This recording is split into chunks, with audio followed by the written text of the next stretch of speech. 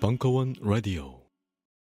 안녕하세요. 용산에서 가장 믿음 가는 조립 PC 전문 업체 컴스테이션의 이경식입니다.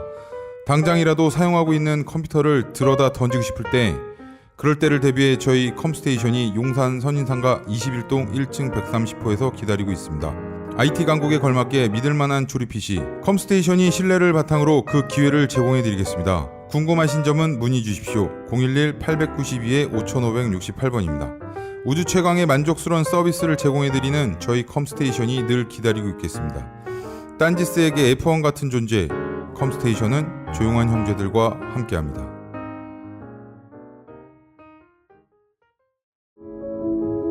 박한용 군함도 광복절 역사 특강 일부 수구와 보수의 구별법 완결편 2017년 8월 26일 강연. 예, 안녕하세요. 반갑습니다. 박한용이라고 합니다. 제가 오늘 할 이야기는 역사 적폐입니다. 이 시대의 화두죠. 예, 화두인데 아마 제가 그동안 제 강의를 들으신 분이거나 또는 팟캐스트 들으신 분이 반복이 될 수는 있지만 제가 오늘 이렇게 완결적으로 한번 정리해 본다. 이런 식으로 하려고 합니다. 원래 근데 이 역사 적폐라고 하는 부분이 제가 강의를 해보니까 최소 3시간짜리예요. 왜 그러냐면 역사라고 하는 것은 논리가 아니고 사실을 놓고 얘기해야 되잖아요. 사실을 모르고서 우리가 얘기할 때는 한계에 도달해요. 예. 예를 들자면 우리가 국정교과서를 반대한다 할 때 흔히 나왔던 구호가 친일과 독재를 미화한다고 얘기했지만 막상 그 사람들이 물어볼 때 우리가 대답할 수 있어야 되잖아요. 그때 그 국정교과서의 내용을 모르고 대답할 수 없듯이 역사는 항상 팩트라고 하는 부분이 중요한 전제가 된다. 근데 제가 오늘 그 부분을 3시간 하게 되면 뭐 불가능해서 이 70분 안에 끝내라고 하는데 예, 노력은 해보겠습니다. 조금 좀 길어지더라도 양해해 주시기 바랍니다. 예. 예.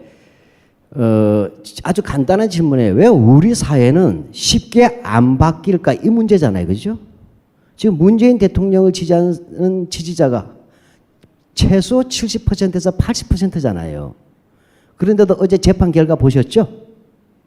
아주 교묘한 줄타기에 5년 형량을 때렸잖아요. 삼성에다가. 아주 교묘한 줄타기예요. 제가 볼 때는. 이쪽 이쪽 양쪽에. 그다음에 온갖 댄더스 법원 MBC 같은 경우에는 지금 노골적으로 뭐냐면 덤비고 있죠.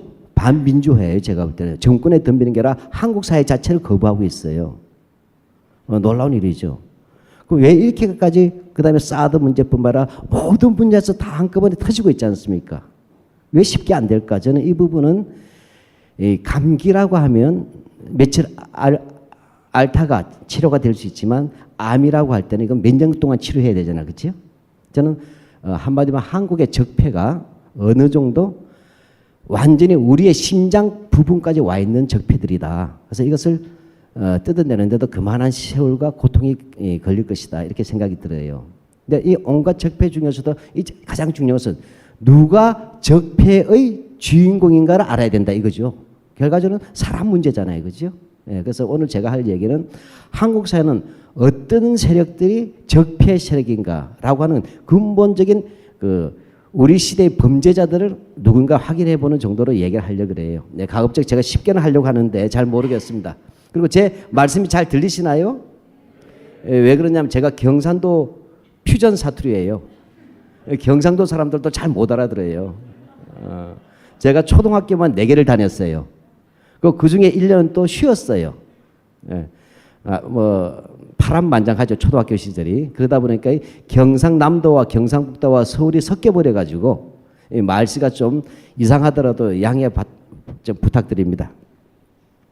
자, 우선 진보 보수 수구가 무엇이냐를 좀 우리가 알아야 되겠다. 아주 간단하게 보면 이렇게 생각하시면 되죠. 혹시 여기 아스팔트 우익이라는 말 들어보셨죠?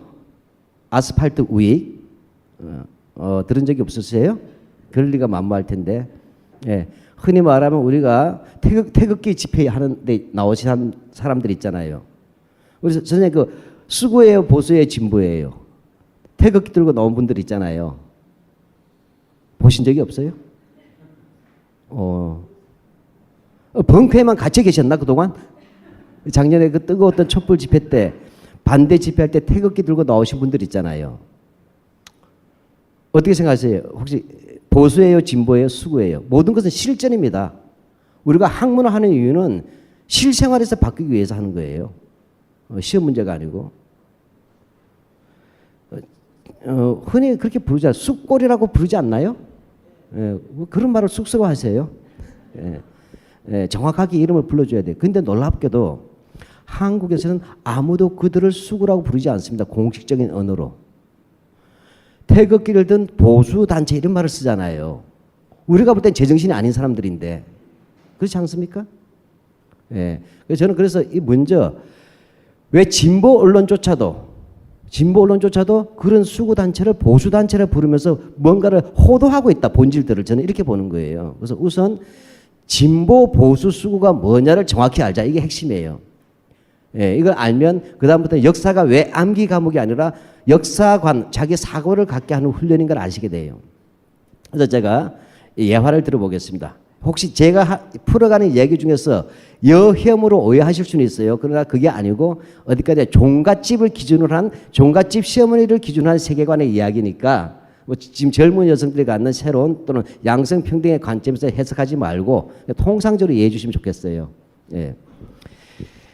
경상도에 종갓집이 하나 있어요. 이렇게 진짜 있는 종갓집이에요. 몇 달 전에 찍어온 종갓집인데 비유로서 알기 쉽게 그림 하나 넣었습니다. 실화는 아닌데 이 종갓집이 한 400년 된 종갓집이에요. 근데 아들이 둘이 있었어. 아들 둘. 아들 둘인데 늘 종갓집에서는 걱정이 뭐예요? 대를 잇는 것이죠. 종갓집의 기준에서는 자식들이 빨리 결혼해가지고 대대손손 가문을 이어야 된다 하는데 이 아들 둘이가 비슷한 시기에 결혼을 했습니다. 그러니까 종갓집에서는 경사가 났어요. 야, 간만에 아들 둘이가 장가 못 갈까 봐 걱정했는데 비슷한 시기에 같이 결혼해서 며느리가 둘이 생긴 거예요. 근데 이 두 아들과 두 며느리는 서울에서 생활하고 있습니다. 그러니까 종갓집에 계신 종부, 그러니까 며느리로 치면 시어머니가 되겠죠. 다 고민한 거예요. 자, 그럼 종갓집에서 이 며느리 둘이가 있을 때 뭘 제일 가르치고 싶어 할까요? 편안하게. 시어머니라고 하면 종갓집. 정확하세요. 종갓집은 제일 큰 게 제사 지내는 거예요. 그렇죠? 봉제사. 어떻게 지금의 기준에 아니라 종갓집을 기준으로 하는 얘기니까. 그러니까 제사할 때는 반드시 연결되는 것이 뭐냐? 음식이죠. 그러니까 종갓집 김치란 게 나오잖아요. 그러니까 얘들한테 우리 며느리들한테 우리 대대로 이어내려온 그러한 음식의 비법을 가르쳐야 되겠다 그래서 전화를 해서 두 며느리를 데리고 온 거예요. 그래서 경상도 어디까지 쫙 왔어요. 자, 그렇게 해서 소술대문을 지나서 차 안으로 들어왔어요. 들어왔더니 며느리 둘이 들어오니까 집이 어마어마하게 큰 거야. 근데 사랑채 지나서 안채 지나서 뒤로 돌아가니까 뒤에 뒷마당이 나오겠죠, 종갓집에. 그 뒷마당에 종갓집에는 뭐가 있어요? 장독대가 있어요. 장독대 없는 종갓집은 없어요. 그래서 장독대 위에 보니까 장독이 수십 개가 쫙 깔린 거야. 그래서 죄송합니다. 장독대를 다 치워버렸네요. 원래 있었는데. 자, 그리고 며느리들 기분 좋았겠죠? 야, 이렇게 많은 음식들이 있으니 참 행복해 라고 했겠어요? 아니죠. 내 인생 조졌다. 평생 내가 장독대 운전하다가 내 인생 죽겠구나 이렇게 생각했을 거 아니에요. 그런 며느리들의 마음은 알지도 못한 채 이 종부께서는 종갓집 종부께서는 하나하나씩 뚜껑을 열면서 음식 설명해 주는 거예요. 여기는 우리 뭐냐면 김치를 담는 곳이다. 그다음에 옆에 가서 다 이렇게 했어요. 다 옆에 보니까 간장이 있어요. 우리 집에서 이 간장을 담는 것은 150년간 이어져 내려온 아주 비법이 깊고 맛이 깊은 간장이다. 그러니 우리 맨날 아기들은 요 간장 비법 그대로 이어받아서 대대로 물려줘라 이렇게 했어요. 내가 그 옆에 가니까 또 된장이 나와요. 그러니까 이 된장이 시커먼 거야. 먹된장. 근데 또 자랑스럽게 이 된장을 보면서 이 된장은 우리 집에서 200년 된 비법이다 이렇게 했어요. 그래서 너희들이 이 된장 비법도 꼭 다음엔 그대로 배워라 이렇게 했습니다. 그다음에 마지막 딱 가면서 자랑스럽게 딱 마지막 딱 연 것이 뭐냐면 고추장이었어요. 고추장을 딱 여니까 위에 망사가 딱 쳐져 있어요. 옛날에 우리 어릴 때 고추장 풀어 간 기억이 있는 분들이 있을 거예요. 나이 드시면 그죠? 뭐 밥 먹을 때 가면 장마 지나고 나서 점심 먹을 때 되면 할머니가 야 고추장 좀 퍼와라 하면 아주 싫었어요. 왜냐하면 뚜껑을 뒷마당까지 가서 뚜껑을 탁 열면 채가 나와요. 그물이 벌레들 못 들어가게. 근데 그걸 탁 열면 바로 빨간 게 안 나와. 그렇죠? 허연 게 나오기도 하고 시커먼 게 나오기도 해요. 여기에 내가 실제는 없지만 된장에는 나오지만 고추에도 있다고 치고 그다음에 가만히 보면 빨간 데서 뭐가 하얀 게 꼬물꼬물해요. 그게 뭐죠? 구더기. 파리가 알을 놓잖아요. 그런 거 다 걸려내서 가져오는 게 참 싫었단 말이에요. 마찬가지로 이 종부께서 딱 뚜껑을 열고 채를 딱 걷어내니까 허연 곰팡이가 쓸어 있고 내 옆에는 시커멓게도 또 산화가 돼가지고 고추장이 시커멓기도 하고 그 안에서 빨간 게 꼬물꼬물한 게 뭐 움직이고 있는 거야. 이 순간 이 며느리들이 진중해야 되는데 자기도 모르게 둘째 며느리가 어머 이렇게 해버린 거예요. 기분 좋겠어요, 나쁘겠어요? 어머 이 말은 온갖 게 다 담겨 있잖아. 예, 그래요. 참았어. 며느라 우리 집 이 고추장이야말로 300년 동안 이어내려온 비법이다. 우리 집에서 가장 자랑하는 고추장이고 이 동네뿐만 아니라 대한민국에서도 이만한 고추장은 없다. 그러니 우리 며느리 아기들은 어떻게 하든 간에 요 비법을 그대로 배워서 아들, 손자, 증손자까지 대대로 이어줘라 이렇게 했어요. 큰 며느리는 가만히 있었어. 마음에 안 들었지만 왜 가만히 있었겠어요? 이런 감각이 살아야 자본주의에서 살아남아요. 큰 며느리는 재산 상속받아야 되잖아. 그러니까 가만히 있는 거야. 근데 둘째 며느리가 식품영양학과 출신이에요. 알죠? 종갓집과 식품영양학과의 대결. 그러니까 이제 내가 배운 걸 이제 발휘해야 되겠다 하면서 자기도 모르게 어머니 이거 너무 비위생적이고 낭비가 심해요 그랬어요. 이것을 종부집 버전으로 번역하면 어떻게 돼요? 어머 더러워서 못 먹겠어요 버려야 돼요 이런 뜻이잖아요. 이렇게 싸움이 나버린 거야. 그러니까 시어머니가 무슨 소리냐 고추장에서 원래 이렇게 벌레도 좀 생기고 곰팡이도 좀 쓸고 이렇게 해야 맛있는 거야 이렇게 해서 하니까 며느리는 아니에요 이것은 우리가 제가 대학에서 배웠을 때 이건 너무 낭비가 심하고 비위생적이고 해롭답니다 얘기해서 싸움이 나버린 거예요. 그러니까 시어머니가 점잖은 종부께서 결국 화가 나가지고 닥치고 시킨 대로 해 이렇게 해버린 거예요. 그때 이 둘째 며느리도 만만치 않았어요. 신여성이야. 나는 이렇게 더러운 거 내 새끼 못 먹여. 난 앞으로 내 새끼 고추장 안 먹일 거야. 뭐 먹일 건데? 했더니 케찹 먹일 거야. 이렇게 해버린 거예요. 이해가시죠? 이때 바로 고추장과 케찹이 보수와 진보의 차이예요. 예. 그러니까 보수는 뭐냐? 보수는 과거가 아니고 과거로부터 현재까지 이어온 것. 알죠? 그 유명한 현재 완료 진행형. have been, pp, ing 그런 게 있잖아요. 예. 그러니까 과거로부터 현재까지 이어져 온 것을 앞으로도 이어가야 된다. 이해가시겠죠? 그러니까 과거가 아닙니다. 현재 완료형이다. 이렇게 된 거예요. 그러니까 고추장 비법을 그대로 이어가자 하는 거예요. 그럼 뭐냐? 진보는 이대로는 못하겠다는 거죠. 바꿔야 된다. 이게 진보예요. 근데 여기서 이제 진보도 두 가지가 있는 거야. 급진 진보와 온건 진보가 있잖아요. 우리도 그런 말 많이 하죠. 과격한 진보도 있고 뭐 온건한 진보도 있다. 또는 합리적 진보도 있다. 이런 말이 나오잖아요. 차이가 있어요. 그러니까 싸움이 벌어지니까 큰 며느리가 야단 났거든. 첫날부터 싸우고 있으니까 영 모양이 안 맞잖아요. 그래서 큰 며느리가 아이고 어머니 고정하세요. 어머니 좀 고정하세요. 이렇게 했어요. 그러면서 동서한테도 동서도 좀 참아. 이렇게 어른한테 대드는 거 아니야 하면서 이야기를 했어요. 그러면서 뭐냐?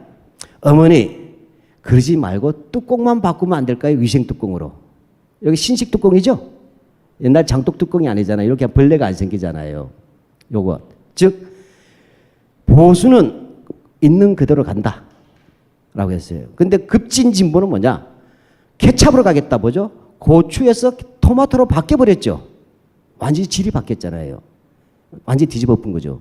그러니까 고추장과 케찹은 전혀 다르잖아요. 그러니까 이게 급진 진보예요. 그러면 온건 진보는 뭐냐? 고추장은 이대로 두더라도 곰팡이가 많이 쓰고 벌레가 쓰고 낭비가 심하니까 위생 뚜껑을 새로 개량해서 만들자. 이해가 있겠습니까? 이게 부분적 개량이에요. 이게 온건 진보.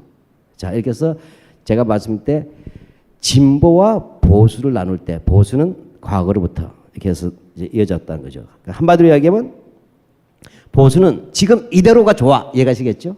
이런 거예요. 그다음에 진보는 세상을 바뀌어야 돼. 근데 뭐냐? 부분적으로 바꾼다. 이것이 이제 온건 진보죠. 그다음에 근본적으로 바꾼다. 이것이 바로 급진 진보예요. 그럼 이제 수구가 남았어요. 자, 그럼 이렇게 보십시다. 그럼 도대체 수구는 뭘까? 이제 이런 부분이 이제 문제가 될 거예요. 자, 그러면 여기서 우선 제가 볼 때는 수구를 다루기 전에 수구는 별종이기 때문에 진보 보수하고 다른 틀에서 다뤄야 돼요. 그렇게 돼야 되는데. 자, 그러면 저희에서 가장 중요한 것은 진보와 보수가 있을 때, 자, 물어볼게요.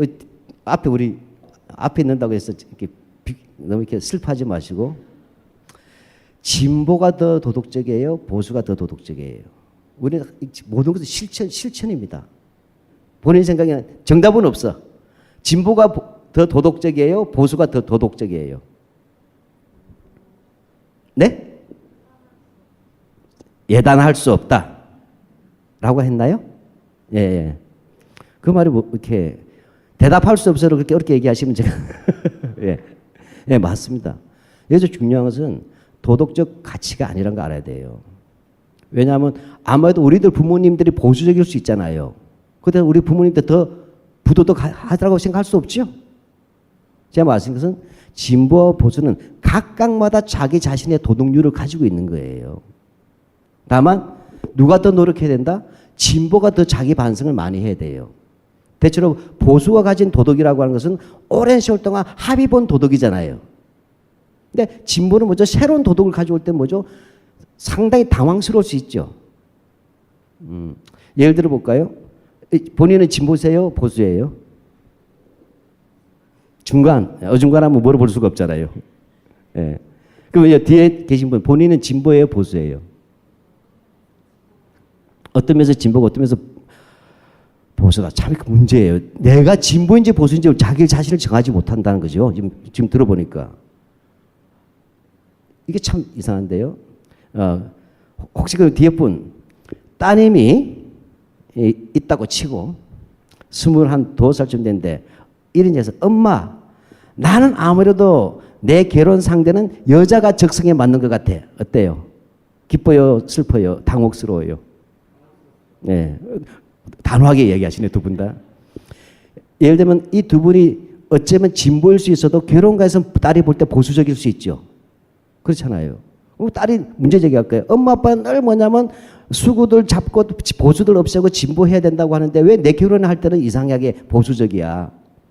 엄마 잘 몰라? 일부 일체제도 알고 보면 몇백 년 안 된 거야. 그렇잖아요. 그죠? 완전한 일부 일체제라는 것은.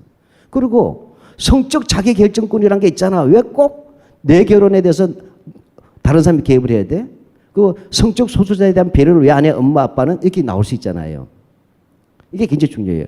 한국 사회에서는 진보 보수를 얘기하는 데 있어서 고추장에도 진보 보수가 있고 그다음에 도덕은 진보와 보수가 다 같이 있다고 그랬잖아요. 저는 한국의 진보는 뭐가 문제냐면 새로운 도덕률을 가졌을 때 이상한 습관이 보수는 더 도덕적이지 않다고 믿고 있는 게 오해라는 얘기예요. 오히려 한국 보수의 윤리는 교과서에 나온 윤리잖아요. 그건 오랫동안 합의된 거예요. 근데 진보는 이런 새로운 윤리를 가지고 들어오거든. 그래서 먼저 다른 사람들을 설득하기 위해서는 어떻게 해? 더 겸손하고 더 상대를 배려해야 된다는 거예요. 제가 이 말씀을 드리는 이유는 뭐냐? 요즘은 진보라고 표방하는 사람들 중에 너무 싸가지가 없는 사람이 많다는 거예요. 페이스북 보거나 카톡 보면 언어가 마구 남발돼요. 본인이 진보라고 하면서 증오에 싸가지고. 그러면 안 된다. 진보일수록 새로운 변화를 도입할 때는 그만큼 타인에 대해서 배려하고 조심스럽고 더 성찰하고 도덕성에 대해서 유념해야 된다고 저는 보는 겁니다. 예, 하여튼 간에 그건 그렇고. 그래서 진보와 보수는 누가 더 도덕적이냐 아니고 누가 더 도덕적이냐 노력하는 사람들이 타인의 제3자의 마음을 획득할 수 있다. 이렇게 봐야 된다는 얘기입니다. 예, 저는 그렇게 보고 있습니다. 자, 그 대신 문제는 한국 사회에서 아까 진보인지 보수인지 본인 확인돼요? 머리 아프죠? 진보예요, 보수예요? 왜 진보죠? 굉장히 중요한 거예요. 내가 진보를 할 때 왜 진보인지 명확하게 말할 수 있어야 돼요. 그렇지 않습니까? 어떤 때는 진보고 어떤 때는 보수다. 이것도 이상한 거잖아요. 이게 굉장히 어려운 문제예요. 그래서 한마디로 이야기하자면 저는 이게 한국 사회가 진보와 보수를 나누는 기준이 의외로 없더란 얘기예요. 고추장 가지고 나눌 수는 없잖아요. 그죠? 결혼관 가지고 나눌 수도 없어요. 그러니까 한마디로 얘기하자면 한국 사회에서 진보와 보수를 나눈다고 할 때는 누구에게나 적용되는 일반적인 잣대가 있어야 되겠죠. 그렇잖아요. 고추장 가지고 안 될 것이고 또 김치 가지고 안 될 것이고 결혼관도 안 된다면 대한민국의 국민이라면 남녀노소라든지 그다음에 종교라든지 직업이라든지 지역이라든지 어떤 거와 관계없이도 동일하게 적용되는 단 하나의 기준이 뭐가 돼야 될 것 같아요? 지금 우리는 진보와 보수의 가치를 만들어야 된다고 저는 생각하는 거예요. 그래서 저는 제 생각을 말씀드립니다. 나는 이렇게 본다고 말씀드리기 위해서 이렇게 길게 이야기하는 거예요. 왜 만들어야 된다? 내가 진보인지 보수인지 헷갈리기 때문에 어떤 기준을 한번 잡아보자는 거예요. 좀 당황스러운 것 같은데, 예. 저는 그러면 이 대한민국에서 누구에게나 동일하게 적용되는 게 대통령까지 적용된 게 뭐죠? 헌법 아닌가요? 제가 볼 때는 한국 사회에서 가장 합의할 수 있는 최고치의 가치는 헌법이잖아요. 그죠? 이 헌법만은 누구도 부정 안 하잖아요. 예. 따라서 저는 헌법이야말로 진보 보수를 나누는 기준이 되어야 된다고 저는 생각하는 겁니다. 근데 문제는 이 헌법이 총 몇 조입니까? 뭐 작년부터 촛불하면서 헌법 읽기 운동이 있었잖아요. 헌법이 부칙을 빼면 130조예요. 그러니까 문제가 발생해. 왜 문제가 발생하죠? 1조에 대해서도 진보 보수 수구가 있을 수 있죠. 그렇죠? 2조에 대해서도 해석이 있을 거 아니에요. 그렇죠? 그러면 최소한 진보 보수만 나누더라도 130조면 진보 보수하면 260여 가지의 진보 보수가 나올 수 있다. 이해가 되겠습니까? 그러니까 헌법 가지고도 안 되더란 거예요. 헌법의 모든 조항에 대해서도 찬반이 있을 수 있기 때문에 이런 거예요. 그 헌법도 안 되는데 다행히 우리나라에 뭐가 있어요? 우리 헌법의 앞에 뭐가 있죠? 1조 앞에. 헌법 전문, 영어로 하면 프리페이스라고 하잖아요. 머리글. 헌법 전문이라는 게 있어요. 우리가 교과서 보게 되면 우리가 보통 책 사면 앞에 저자 서문이 있죠. 바로 헌법에도 그 서문이 있다. 그 서문이 바로 전문이라고 하잖아요. 헌법 전문이라고 한단 말이에요. 그리고 이 헌법 전문은 어떻게 되어 있습니까? 자, 이렇게 되어 있어요. 이 헌법 전문은 처음 나온 게 새로 나온 게 아니라 1948년 재헌 헌법이 만들어질 때 헌법 1조부터 쭉 만들려고 했더니 그때 이승만 그 당시 국회의장이죠. 국회의장이 우리도 헌법 앞에 이 헌법의 1조부터 130조를 기본적으로 규정짓는 하나의 가치관을 만들자. 이해가시겠죠? 기본 틀을. 그렇게 제안을 해가지고 헌법 전문을 만든 거예요. 다행히. 근데 이 헌법 전문의 내용이 길지만 이렇게 됩니다. 유구한 밤만년에 빛나는 우리 대한국민은 이렇게 시작돼서 뭐죠? 첫 번째가 3.1운동으로 건립된 대한민국의 임시정부의 법통성을 계승하고 이렇게 나오죠. 그래서 이걸 우리 고등학교 때 시험에 나오면 자주 독립 정신 이렇게 배웠잖아요. 안 배웠나요? 네, 관계 없습니다. 예. 두 번째로 뭐죠? 1960년 불의에 한간 4.19 민주 이념을 계승하고 해서 민주 정신이 이렇게 됩니다. 네, 마지막으로 뭐냐면 조국의 민주개혁은 나중에 들어간 거지만 조국의 민주개혁과 평화적 통일의 사명에 입각하여 해서 마지막은 뭐냐? 평화통일 정신이 이렇게 되죠. 그래서 우리나라 헌법은 뭐죠? 세 가지가 되는 거예요. 자주 독립 사상, 그 다음에 민주 사상, 그 다음에 세 번째 평화통일 이렇게 돼 있죠. 이게 헌법의 3대 정신이에요. 몰랐다면 지금 아시면 됩니다. 근데 또 문제가 발생해. 뭐죠? 또 세 개잖아. 그렇죠? 한 개만 있어야 되는데 뭐죠? 하나는 짧게 하면 자주와 자주 독립과 민주와 평화잖아요. 그죠? 세 개가 있는 거잖아요. 그럼 여기도 6가지가 나올 수 있죠? 그래서 한 번 더 가자. 그래서 제가 묻는 거예요. 우리 기독교도 뭐가 있어요? 믿음과 소망과 사랑 중에 기억하시죠? 이제 교회도 안 나가시고. 예. 그 많은 기독교 신자가 많은데도 교회도 안 나가실까? 예. 기독교에도 보면 믿음, 소망, 사랑 세 가지가 나오잖아요. 3대, 그죠? 정신으로서 기독교 3대 정신. 근데 뭐예요? 뭐라고 합니까? 믿음과 소망과 사랑 중에 그 중에 제일은 뭐라고 했습니까? 사랑해요 그랬죠. 마찬가지예요. 그럼 제가 다시 물어볼게요. 헌법에서도 자주와 민주와 평화 중에 그 중에 제일은 무엇입니까?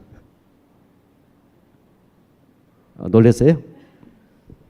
그 중에 제일은 헌법 1조가 되니라 이렇게 불렀어요. 이해갑니까? 그래서 헌법 1조가 바로 자주 독립이냐 민주냐 평화 통일이냐 할 때 이 세 가지가 무엇이 어떻게 되어야 된다면 그것은 헌법 1조에 들어간다. 이해가시겠죠? 그럼 우리나라 헌법 1조는 뭐예요? 대한민국은 민주공화국이다. 그죠? 이건 장제 촛불할 때 많이 외쳤잖아요. 그죠? 대한민국은 민주공화국이다 했잖아요. 모든 권력은 국민으로부터 나온다고 헌법 1조가 나왔었잖아요. 이게 1조예요. 아하, 이제 해석이 되는 거예요. 왜 우리들의 선조들은 헌법 1조를 민주공화국으로 했느냐 하면 일제시대 때 자주 독립을 해서 독립국가를 만들더라도 독재국가로 해서는 안 된다 이런 얘기인데 알겠습니까? 그러니까 해방 후에 이승만은 그 약속을 버린 거죠. 그런 얘기를 하는 거예요. 그러니까 해방 후에 우리가 조선의 왕조, 중시의 왕조 체제에 있다가 그 다음에 일제의 식민지 노예로 했다가 이제 독립운동에서 만들어질 나라는 뭐다? 독재국가로 가거나 대한제국으로 돌아가지 않고 민주공화국으로 가는 민주의 가치 속에서 독립이 이루어져야 된다. 따라서 우리들의 독립운동은 단순하게 일본에 대해서 자주 독립하는 게 아니라 뭐죠? 민주국가를 만들어내는 것까지 이루어진다. 그래서 우리가 실제 3.1운동 정신은 뭐예요? 상해 임시정부가 민주공화국이죠. 그래서 민주공화국이 되는 거죠. 그래서 이어받을 수 있다는 거예요. 그 앞으로 남과 북이 통일되더라도 독재가 되면 된다 안 된다? 안 된다.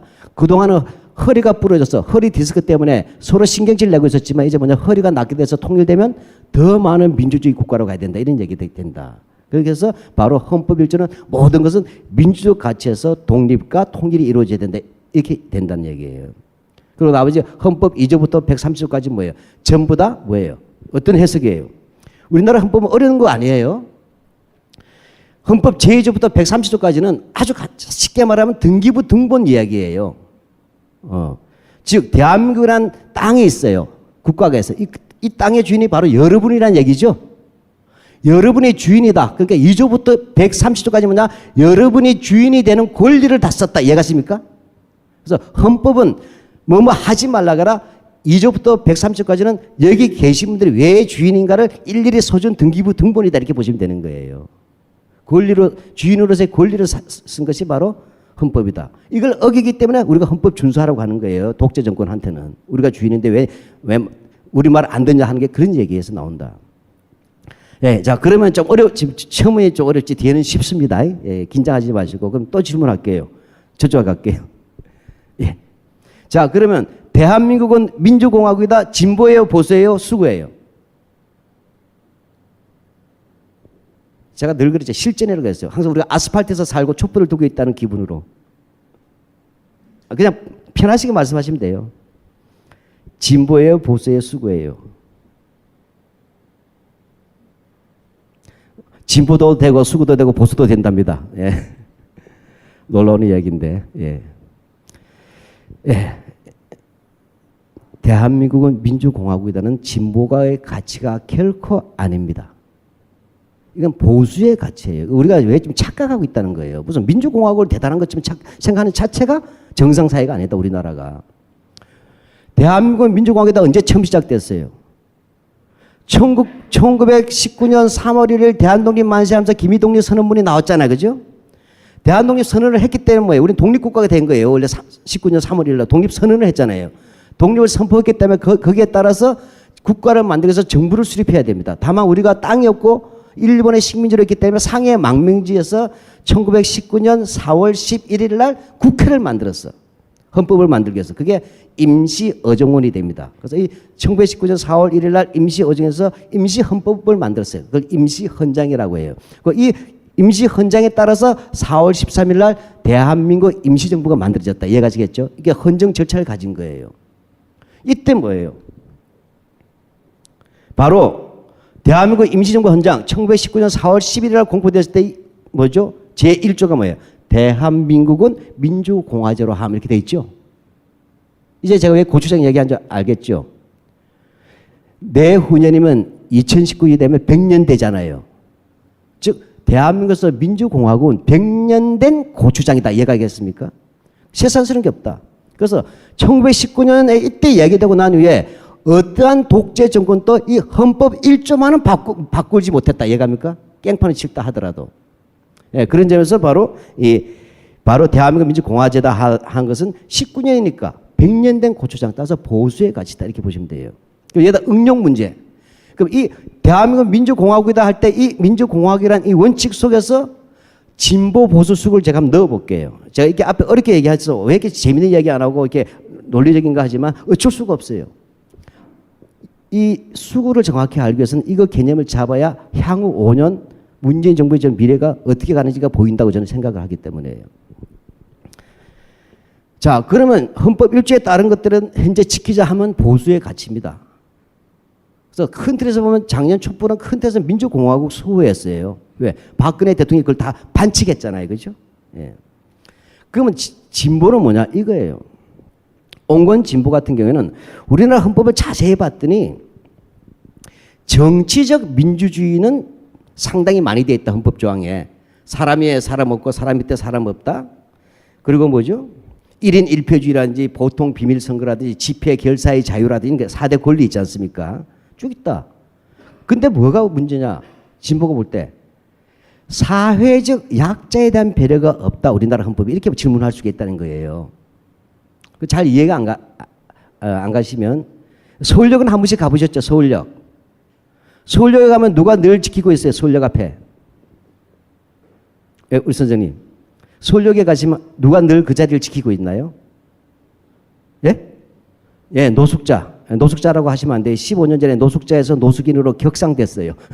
노면서 사람으로. 자, 그럼 그분도 공화국의 시민 맞죠? 그럼 가서 한번 악수를 해보세요. 저도 지금 그분들 13년 전에 같이 공부하고 있어요.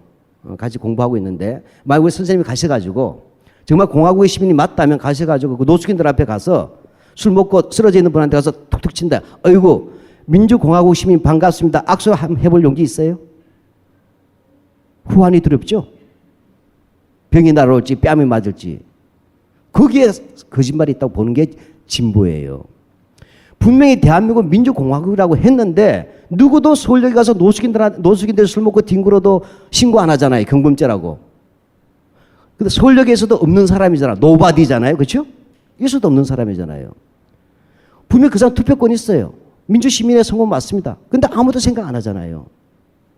여기에 민주주의의 함정이 있다고 얘기하는 거예요. 뭐냐?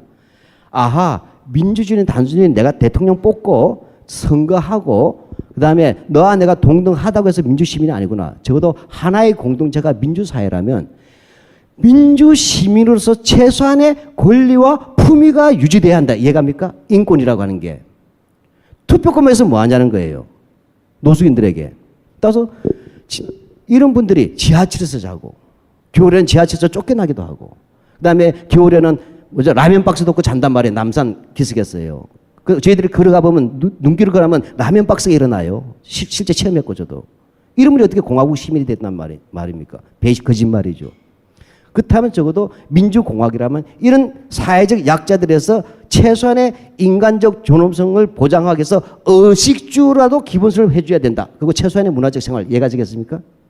이러려면 우리나라 헌법에 보면 사회적 약자가 너무 배려가 없다. 그래서 나온 게 뭐예요? 평등의 개념이 나오잖아요. 그죠? 그러니까 뭡니까? 그래서 이 사람들에서는 공동체가 책임져야 되겠다. 근데 그걸 누가 가지고 있다? 소수의 재벌이 가지고 있지 않냐? 소수의 재벌이. 그죠? 옛날에 이명박 대통령이 그랬죠? 기업하기 좋은 나라 만들었다 그랬어요. 그래서 기업이 돈을 많이 벌면 돈이 가득 차면 밑으로 낙수가 져가지고 가난한 사람들도 낙수 효과를 볼 것이다. 받아먹을 수 있다 했어요. 근데 이명박, 박근혜 9년 동안 낙수 효과가 있었나요? 방수철에서 돈이 안 내려왔잖아요. 그죠? 낙수는 아니고 방수철에서 그냥 그득 차 있잖아요. 이거 구멍 뚫어야 된다. 이게 뭐예요? 재벌 개혁이 되고 그 다음 뭐죠? 세금으로 하자면 이것이 조세 정의가 되는 것이고 이것이 이념적으로 얘기하면 경제 평등이 된다는 얘기죠. 이걸 아셔야 뭐죠? 문재인 대통령이 밥이 민주주의고 민주주의가 밥이 되어야 한단 말이 바로 이 말입니다. 이해가시겠죠? 즉 형식적인 1인 1표가 아니라 실제 공동체의 성원들이 집이 없어서 쫓겨나야 되고 먹을 것이 없어서 뭐냐면 이리저리 다녀야되고 결혼하고 싶어도 결혼도 못하고 3포 세대에서 7포 세대로 가는 이런 나라가 어떻게 민주주의냐. 그걸 위해서는 최소한의 의식주와 문화적 생활을 보장하는 것이 민주사회다 이렇게 하는 것. 이렇게 해서는 뭐냐 패러다임을 바꾸자.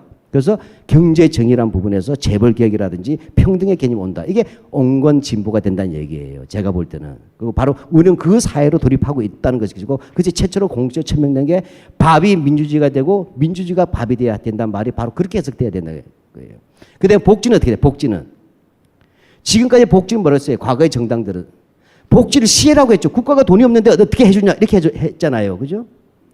그래라 이젠 달라진 거야. 진보 온건진보 되면 복지는 시민의 권리고 국가의 의무다. 이해갑니까?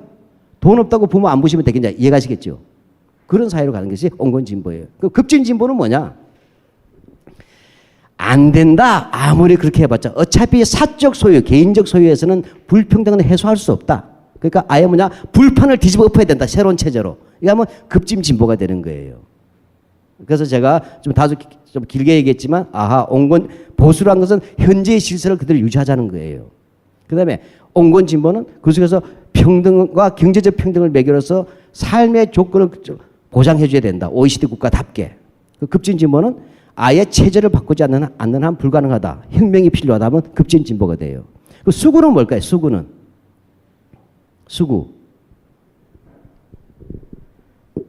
수구는 겪어보셨어요. 작년이나 혹시 그 세월호 때 집회 나가면 꼭 나이가 들어서 그런 건 아니지만 대체 나이 드신 분이 많아서 그치 제가 세대별 위화감을 조성하는 그것은 아닌데 나이 드신 분이 많았어요. 뭐라고 합니까? 여고생들이나 젊은 사람들이 집회하고 있으면 딱 보고 저놈의 새끼들 옛날 같으면 우리 카카오 때 있었으면 삼청대교 때 싹 보낸다. 이해갑니까?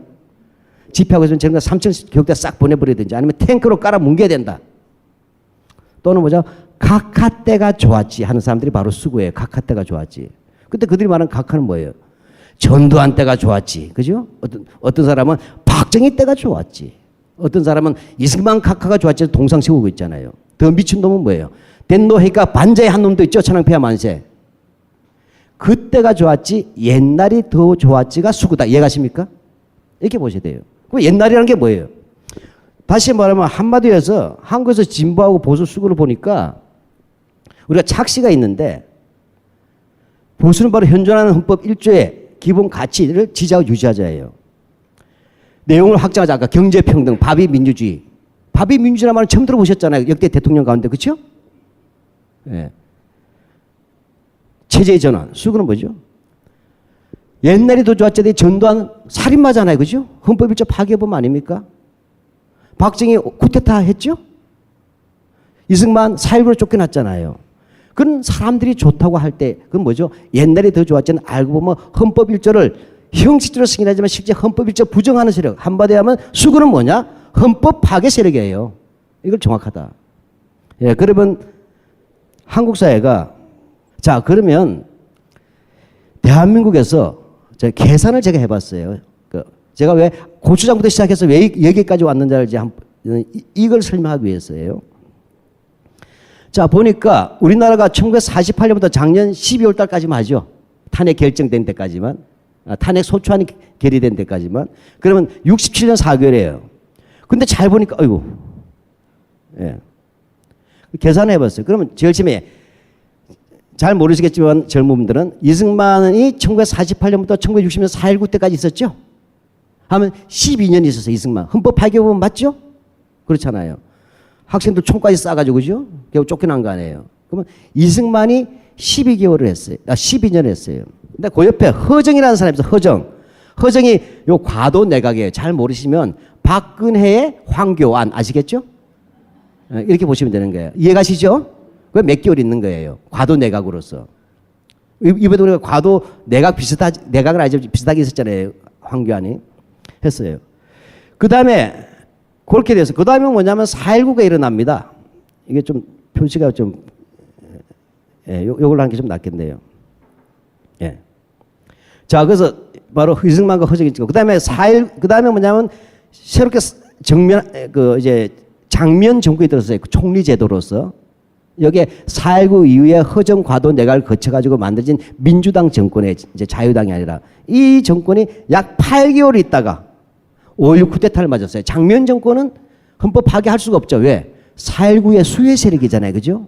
내각제를 하면서 했단 말이에요. 물론 매우 시원치 않은 정당이긴 하지만 그래도 독재를 안 했다라고 보시면 되겠어요. 그래서 헌법 1조는 지키려고 했다. 이게 몇 개월? 8개월 하다 그다음 뭐죠? 5.16 쿠데타가 일어나잖아요.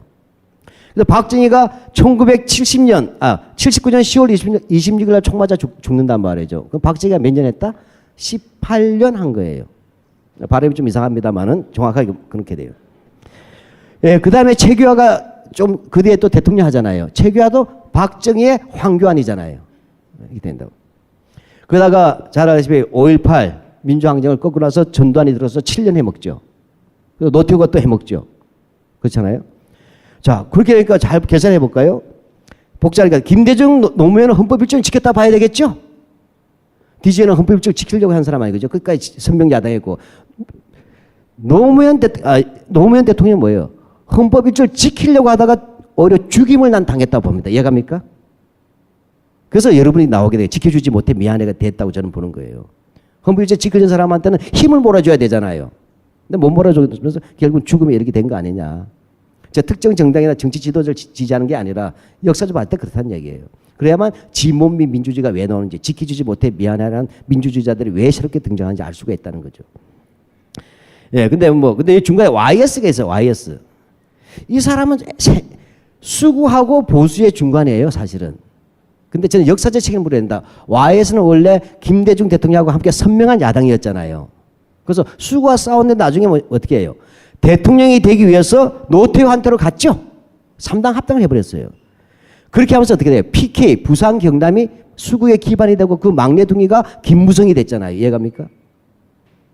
저는 그 책임이 크다고 보는 거예요.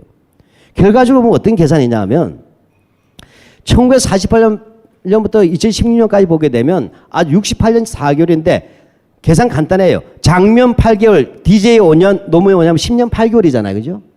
10년 8개월 빼면 57년 8개월을 누가 먹었다? 헌법 파괴범이 대통령이 먹었다. 이해가십니까? 이걸 아셔야 돼요.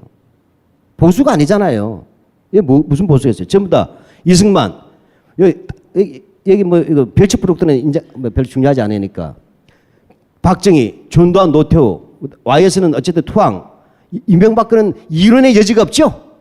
앞으로 지금 재판 받아도 시원치 않은 사람들 아니에요. 한 사람 재판 받고 있지만. 저는 이게 대한민국의 가장 핵심이에요. 제가 고등학교 때 공부를 배울 때는 한국은 보수 양당 체제라고 봤어요. 보수 양당. 그러니까 둘 다 보수의 양당 체제라고 했단 말이죠. 근데 내가 볼 때 아니야. 한국은 수구와 보수 양당 체계에서 누가 보수가 해먹지 못하고 수구가 57년 동안 해먹은 나라. 이해가시겠습니까? 이게 본질이라는 얘기예요. 자, 그럼 제가 물어볼게요. 자, 이 벙커원이라는 집이 대한민국이에요. 여기에 수구에 이분이 57년 살고 있어. 그 옆에 계시면 10년 8개월 살았어. 누가 주인이에요? 누가 주인같이 보입니까? 남이 볼 때. 집 하나가 있는데 바로 57년 8개월 산 사람하고 10년 8개월 산 사람 같은데 누가 더 주인같이 보이냐고요. 당연히 57년 돼서 주인같지 않아요? 이웃집이 봤을 때 이해갑니까? 이게 중요한 거예요. 한국의 수구는 대한민국을 자기 집이라고 생각하는 거예요. 내가 57년 8개월 동안 살았던 집이에요, 이거는. 그 박근혜가 내가 어릴 때부터 청와대가 자기 집 같았다는 얘기 하잖아요. 그 비슷한 심정이에요. 따라서 10년 8개월은 뭐냐면 잠시 세준 거다. 이해갑니까? 이게 그 유명한 잃어버린 10년의 배후 마인드예요. 그러니까 잃어버린 10년을 왜 이들은 새로운 대통령을 투표에서도 인정하지 않는가는 깊은 마음을 알아야 돼요. 이들은 헌법이고 투표를 인정하는 게 아니에요. 대한민국은 자기들이 만들고 자기들이 57년 동안 갖고 있다는 얘기를 하는 거예요. 여기 어느 날 갑자기 뜬금없이 10년 동안 이상한 놈들이 들어왔다. 이게 잃어버린 10년, 좌빨 10년이라고 얘기한 얘는 기본적으로 대한민국 소유권을 자기들이 가지고 있다는 이 부분이 있어요. 이게 훗날 건국절로 연결되는 겁니다. 이 소유권 의식이. 이렇게 된다. 예. 그러면 역사의 하들은 뭐예요? 그럼 이들이 57년 동안 유지했던 비결이 뭐냐? 이게 중요하잖아요. 그죠? 저는 한국의 현대사의 공부는 복잡한 거 다 필요 없다고 봐요. 핵심은 왜 헌법 파괴범이 57년을 우리 집 주인 노릇했는가? 우리가 주인인데 이해가십니까? 이게 핵심이에요. 그 최고의 비결은 뭐냐? 뭐 경제 성장을 했다 뭐 여러 가지 떠들지만 제가 볼 때 결코 빠져서는 딱 안 될 딱 하나가 뭐냐면 저는 6.25라고 봅니다. 6.25 효과. 이 6.25 효과를 알지 못하고서는 한국의 수급뿐만 아니라 태극기 부대를 이해할 수가 없어요. 저는 한마디로 하면 한국 사회는 민족의 최대의 비극이었던 6.25가 수구에게는 최대의 축복이 되었다는 얘기예요. 그럼 6.25 세대라는 게 뭔지 좀 이해해 봐야 되는데 6.25 세대 할 때 제 어머니를 예를 들어볼게요. 우리 어머니 좀 쉽게. 우리 어머님이 내가 어릴 때 저는 1960년생이에요. 1960년생이라는 것이 잘 모르시면 일제로부터 해방된 지 15년밖에 안 됐어. 6.25 전쟁 끝난 지 7년밖에 안 된 세대다. 이해가시겠죠? 지금 여기 계신 분들은 뭐예요? 광주 이야기 하잖아. 5.18. 그거 37년 전 얘기예요. 그 간격을 이해하셔야 돼요. 역사의 거리 간격들을. 이해가십니까? 그래서 저는 어릴 때부터 늘 들은 게 뭐예요? 일제 때 대동아 전쟁 얘기하고 우리 어머니한테 두 번째 6.25 전쟁 이야기였어요. 그래서 우리 어머니가 이런 이야기 했어요. 옛날에는 뭐 저녁 때는 텔레비전도 없고 라디오도 없으니까 어머니 얘기 듣는 게 옛날에는 취미였어요. 어릴 때는. 우리 어머니가 이런 말씀을 했어요. 한용아 내가 12살 때 이 12살 때 6.25가 났다. 그래서 포항에서 너희 외할머니 따라서 우리 형제들이 줄줄이 송도 해수욕장에서 구룡포로에서 피난을 가는데 산으로 타고 가야지 비행기 총을 안 맞는데 아이들이 어려서 산을 못 타니까 포항 송도 해수욕장 해안길로 내려갔다는 거예요. 그러다가 섹시 가서 총을 따라 쏘게 되면 송도 소나무 숲으로 숨었다는 겁니다. 이렇게 쭉쭉 내려가다가 보니까 하루는 또 쭉 내려갔는데 모래사장에 갑자기 대포가 쏟아졌대. 폭탄이 떨어졌다는 거예요. 비행기 위에서. 그래서 모래가 퍽 파였다는 거예요. 모래사장이니까. 그래서 하시는 말씀이 뭐냐. 한용아 너도 다음에 전쟁 나거든. 무조건 폭탄이 터지면 무조건 폭탄 구덩이 안에 들어가 숨어라 이러는 거예요. 내가 왜 그랬더니 폭탄은 한 번 떨어진데 또 안 떨어져 이러는 거예요. 지금 뭐예요? 나는 6.25 체험자한테 선행학습 받은 세대 이해갑니까? 그래서 하시는 말씀이 뭐냐? 그러다가 구룡포 그 근처에 갔더니 강구 근처에 갔더니 빈집이 있더라. 먼저 피난간 집이 있어서 그 마당이 넓어서 피난민들끼리 다 같이 밥을 해 먹었다는 거예요. 12살밖에 안 되니까 밥 짓지 못하고 이제 그대로 줬겠죠. 그래서 밥을 다져서 밥을 먹는데 어디선가 폭탄이 떨어졌다는 거예요. 소위탄인지 뭔지가. 그 마당으로. 그래서 퍽 터졌다는 거예요. 이 순간 뭐냐면 밥 먹던 사람들의 팔다리가 툭툭툭 끊어져 나가더라는 거예요. 그래서 이 팔들이 다리가 앞에서 퍼덕퍼덕 피가 분처럼 섰는데 우리 그거 먹으면서 그거 보면서 밥 먹었다. 사람 목숨 참 모질더라. 이게 6.25 세대예요. 아시겠습니까? 지금 가장 젊은 분들이 이해 못하는 게 왜 나이 먹은 사람은 6.25만 얘기할까? 이해가 안 가지만 그만한 경험 해보신 적 있어요? 어릴 때? 없잖아요. 그렇죠? 이들은 불과 12살밖에 안 되고 우리 어머니만 하더라도 그 팔다리가 피분수 손에서 밥을 먹었던 사람이에요. 그 다음 뭐예요? 우리 이모 보면 6.25 때 얘기하면 뭐예요? 국방군하고 인민군하고 싸우더라. 또 대한민국 국군하고 인민군하고 싸우니까 낮에는 대한민국 깃발 올리고 밤에는 인민군 깃발 올렸다. 이 이야기들 들었잖아요. 그 다음에 뭐죠? 동네에서는 죽창 들고 서로 죽이는 걸 봤잖아요. 그래서 우리 어머니 하시는 말씀이 항상 하시는 말씀이 뭐예요? 한용아 너는 절대로 완장 차지 마라. 6.25 때 보니까 빨갱이든 파랑이든 완장 찬 놈은 다 죽더라. 이해갑니까? 이게 우리 어머니들이 가진 6.25예요. 그다음에 제가 고려대학교 다닐 때 80대 시끄러워서요. 데모하니까 우리 어머니 전화가 와요. 너 데모하냐? 안 해, 안 합니다. 하죠. 그때는 데모한다고 말할 수가 없어요. 그때부터 우리 부모들 들어누워요. 호적에 빨간 줄 긋는다고. 지금 자네 데려오는 거하고 정반대예요. 그 우리 어머니가 그래요. 물론 너는 데모는 안 하겠지만 그래도 혹시 선배가 시키면 안 할 수 없지 않냐. 옛날에 6.25 때 강제로 했잖아요. 그러니까 너도 선배가 시킬 때 안 하면 찍히니까 선배가 시키면 마지 못해서 가더라도 앞에도 서지 말고 뒤에도 서지 말고 골목길에 있으면 슬쩍 빠져라. 이해갑니까? 이게 보도연맹 체험이에요. 그렇게 해서 살아남았거든. 중간에 빠진 사람들. 보도연맹 앞에도 쓰고 뒤에도 쓰고 하다가 못 빠져나간 사람 다 어디로 갔어요? 산골짜기 가서 다 죽었잖아요. 그래서 나온 말이 잘못하면 골로 간다가 거기서 나온 말이잖아요. 보도연맹 학살 사건에서. 제가 이 말씀드리는 뭐냐? 한국에서 6.25 체험은 무지무지하게 큰 거라는 걸 아셔야 돼요. 즉 6.25 세대라고 한 것이 한국 수구를 지탱해 주는 원동력이 되었다. 6.25 세대는 뭐냐? 1950년 6월 25일 날 뱃속에 있었던 아기부터 곧 돌아가시기 직전에 80 노인까지가 다 6.25 세대죠. 왜? 총알은 나이를 가리지 않잖아요. 총알에 가다가 어르신 보고 아이고 죄송합니다 하고 돌아갑니까? 없잖아요. 전국적으로 3년 동안 모든 세대에게 이루어진 공통된 가장 강력하고 무서운 공포가 6.25 공포예요. 그 공포를 우리가 인정해 줘야 되는 겁니다. 그때 우리 어릴 때 보면 어른들끼리 아이고 6.25 때 어땠습니까 하면 어른들끼리 얘기할 때 아이고 말도 마이소 경상도 말 아이고 말도 마이소 하면 그렇습니다 하고 끝나요. 왜? 더 설명할 게 없어. 다 똑같으니까. 이 세대가 수구를 지탱시켜 준 거예요. 왜? 한국의 수구는 딴 거 없어요. 6.25라는 이 공포를 이용한 거예요. 그러니까 선거 때만 되면 어떻게 합니까? 또 한 번 전쟁 맛 좀 볼래? 이게 늘 이거잖아요. 그죠? 뭔가 선거 때만 되면 어떻게 해요? 북한에서 총을 쏜다든지 대포를 쏜다든지 심지어는 총을 쏴달라고 됐잖아요. 남쪽에 안전기획부에서 유해창 때. 그렇죠? 선거 때만 되면 북풍이 몰아치잖아요. 작년에 북풍이 안 되니까 뭘 했어요? 동남풍을 몰아쳐왔죠. 동남아시아에서 들어왔잖아요. 북한 여성들을 수십 명을. 이게 뭐예요? 지금 말하자면 한국에서 수구의 장수 비결은 정책이 아니었다. 한국의 모두의 6.25 세대들이 겪었던 그 공포들, 이 공포들을 가지고서 그냥 다시 한번 니들 전쟁 맛 좀 볼래 할 때 부모들은 뭐예요? 아이고 그 끔찍한 전쟁 어떻게 내가 또 해? 이해가시겠습니까?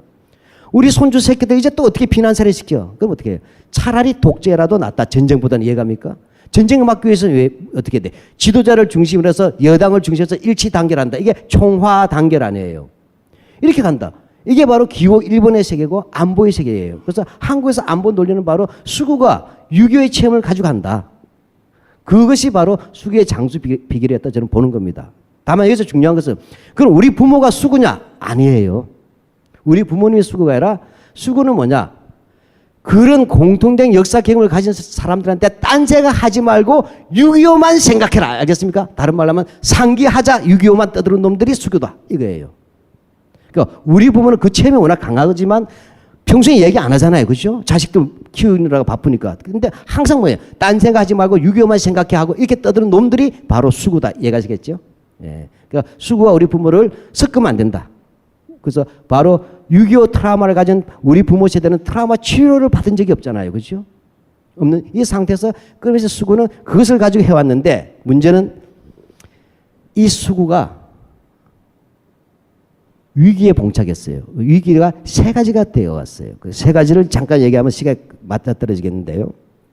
일단 제 이야기의 핵심은 앞에서 봤지만 이렇게 수구가 장수했는데 이 장수의 비결을 제가 볼 때는 한마디로 얘기하면 6.25 세대하고 그다음 우리 세대예요. 우리 세대도 공감 세대. 제가 한국대로 58살입니다. 젊은 나이 아니잖아요. 우리는 왜 알아요? 우리 아버지 어머니로부터 그 6.25 상처를 다 봤단 말이에요. 제가 부산 해운대 살 때 젊은 분은 상위군인 용사 보신 적 있어요? 상위 용사란 말을 잘 모르죠. 상위군인 아저씨 우리 다 알아요. 우리 나이는. 군복을 입은데 팔 다리가 없으신 분도 있어요. 목발 짚고. 우리 동네에 딱 나타나요. 그러면 우리 집 앞에 백마여관 있고 그 옆에 술집이 있었다고. 우리가 구경하는 거예요. 드디어 저 아저씨 나타났다. 상위군인 아저씨 하면 이 아저씨 보면 한쪽 손에는 후크선에 갈고리가 있어요. 갈고리. 술집을 여는데 멀쩡한 손을 안 열고 꼭 갈고리를 열어. 칙 하면서. 들어가서 술을 드세요. 그럼 밖에서 가만히 있으면 한 30분 있으면 와장창창 하고 술집 다 때려 부숴요. 그리고 나와서 우리 구경하면 우리 한 쫓아오면 우리 도망가요. 엄마한테 물어보죠. 엄마 저 사람 뭐야? 하면 쉿 6.25 때 상위군인 아저씨야. 6.25 때 총 맞은 사람. 이해갑니까? 아팠겠구나. 우리 알게 된 거예요. 공감 세대. 이해갑니까? 우리 곳곳에서 그 6.25 상을 받잖아요. 그 우리 어릴 때 노래가 뭐였어요? 우리 어릴 때 노래가 동요가 없었어요. 제가 볼 때 동요 학교 가서 배우는 거고. 고무줄 노래 해보셨죠? 그럼 1960년대 고무줄 노래 불후의 명곡 제 1호가 뭐예요? 그렇죠. 무찌르자 공산당 승공 오랑캐 기억나세요? 예. 이걸 젊은 분은 잘 모를 거예요. 예. 고무줄 할 때 불후의 명곡 1위예요. 제가 이 강의하면서 제주도부터 설악산까지 강의할 때 50대 이상의 여성분들한테 어릴 때 부르던 가장 뭐냐면 불후의 명곡 고무줄 노래가 뭐냐 할 때 무찌르자 공산당 승공 오랑캐 기억나실 거예요. 그죠? 무서운 거예요. 제주도에서 설악산까지 전국이 다 뭐냐 이 노래 불렀다. 우리 어린 세대가. 실감이 안 나죠? 다르게 얘기해 볼까요? 혹시 이 노래 아세요? 사랑도 명예도 이름도 남기세. 님을 위한 행진곡 들어보셨죠? 이 님을 위한 행진곡이 골목 곳곳마다 제주도에서부터 설악산까지 부른다고 생각해 보세요. 그 분위기를 아시면 되는 거예요. 우리는 바로 그 세대예요. 바로 따라서 우리 세대는 바로 6.25 노래라든지 조국의 원수 이런 걸 배웠단 말이죠.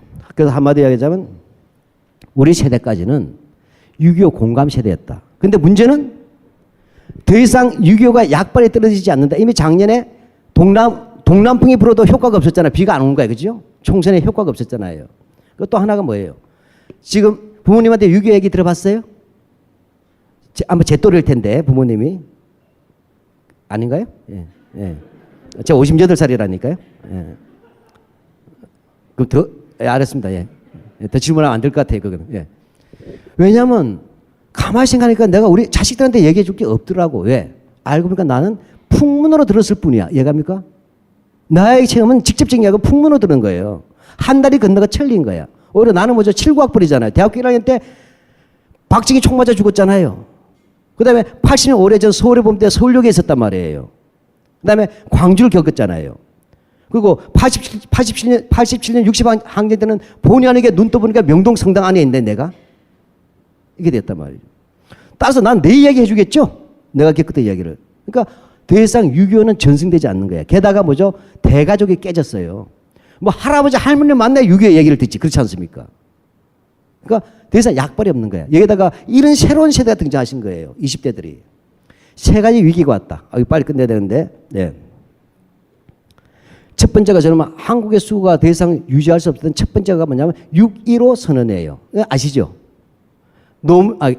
김대중 대통령이 평양에 가서 순환비행장에 가서 북한의 김정일 국방위원장을 만나가지고 그죠? 서로 악수하고 그 다음에 남북 선언을 공동 선언을 발표했잖아요. 이게 6.15 선언이잖아요. 남북 하유와 협력이 되어서 됐단 말이에요.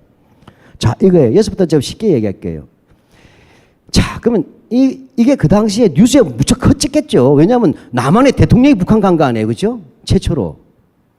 그래서 2002년도에 계속 떠들었어요. 그때 우리 딸이 한 6살쯤 됐을 거예요. 정확한 나이는 모르겠는데. 왜 웃어요, 그걸? 오래되면 다 기억 안 돼요. 예. 그래서 우리 딸이 쫙 보더니 뭐라고 하냐면, 아무리 어리지만 늘 뉴스에 나오니까 어린이집인지 유치원집 갔다 온데 참 해보더니 뭐라고 얘기하냐면, 아버지 하는 거예요. 왜 했더니 나는 김대중 할아버지보다 김정일 아저씨가 더 좋아 이런 거예요. 나 그 소리 듣자마자 아니 인연이 하고 입을 탁 틀어먹었어. 국가보안법 위반이야. 왜냐하면 적의 수괴에 대한 공공연한 찬양 고무행위잖아요. 맞잖아요. 그래서 내가 입을 탁 틀어먹었어. 그러면서 내가 야, 너 그렇게 말하면 안 돼 했더니 왜? 이왕이면 늙은 사람보다 젊은 사람이 더 좋지 않아? 이런 거예요. 그래서 내가 화를 꾹 눌러차면서 너는 남자 보는 눈도 안목도 문제가 있고 근데 너 잘 모르지만 너는 나이가 어려서 잘 모르지만 국가보안법이라는 게 있다니까 못 알아듣잖아요, 얘가. 그래서 내가 그건 몰라줘. 하여튼 밖에 나가서 얘기하지 마. 왜 말을 하면 안 돼서 그거는 연좌제라는 게 있어. 너는 안 그래도 내가 들어가 임마 했는데 하나도 못 알아듣는 거예요. 뭐냐면 First Socialization, 최초의 사회화가 전혀 다른 아이가 탄생한 거야. 우리는 어릴 때 묻히자 공산당 때려잡자 김일성 기본 그거잖아요, 그죠? 상기하자 6.25 했는데 우리 딸은 뭐예요? 우리는 복수를 얘기했어요. 6.25 복수를. 근데 우리 딸은 최초로 본 게 뭐예요? 복수가 아니라 뭘 봤죠? 악수를 봐버린 거예요. 최초의 사회가 잘못된 거죠. 수구가 봤을 때는.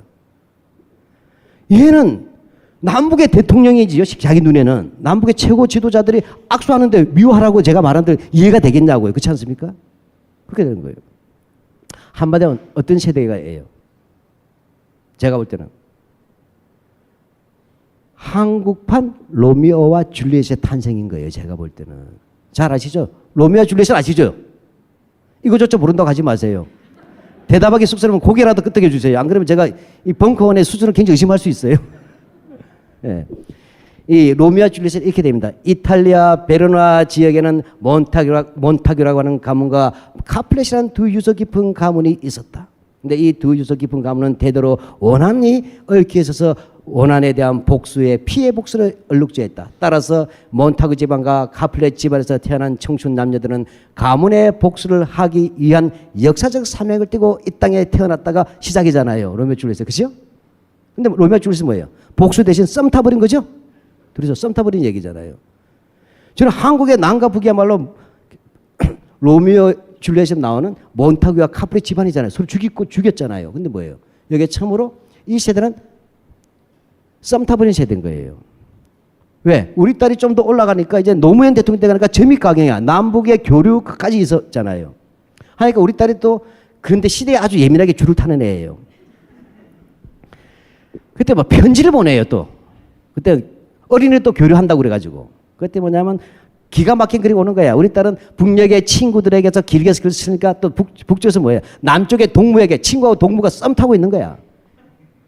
근데 급기야는 이 애들이 못 참고 어디까지 갔어요? 노래를 또 부르네. 무슨 노래 불렀어요? 예. 반갑습니다. 반갑습니다. 기억나시죠? 지금은 이 노래 부르면 욕먹어요. 너는 그렇게 핵무기가 반갑니? 이러면서.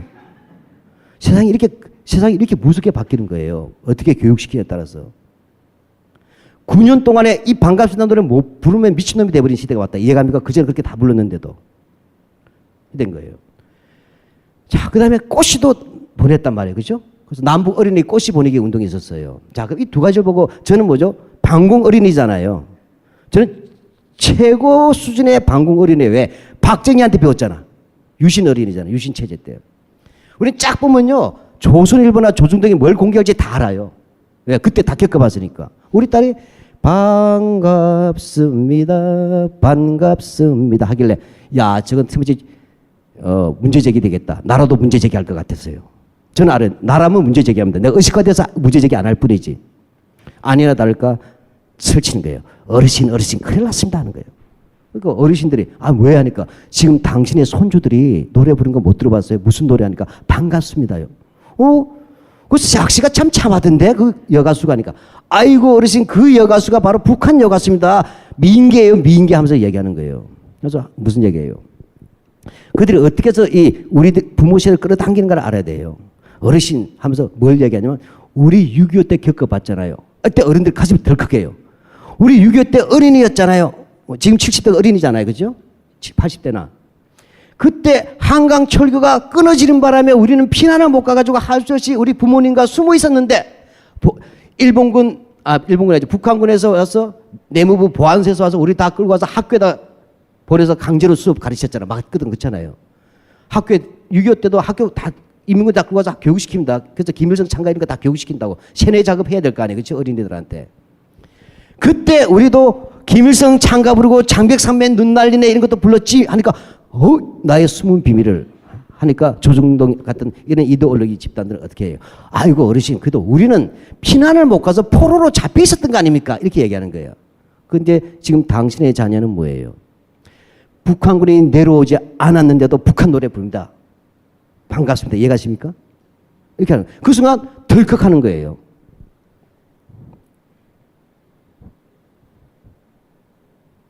이거 다 그렇잖아요. 김대중 때 북한 노래 반갑습니다 기억하냐? 좌빨들의 북한에 거부감이 없으신 것 같다. 이때 북한 노래 엑스나게 떴지? 이렇게 된 거예요. 다 이런 거 세뇌하니까 조심해야 된다. 이런 얘기를 하는 거예요.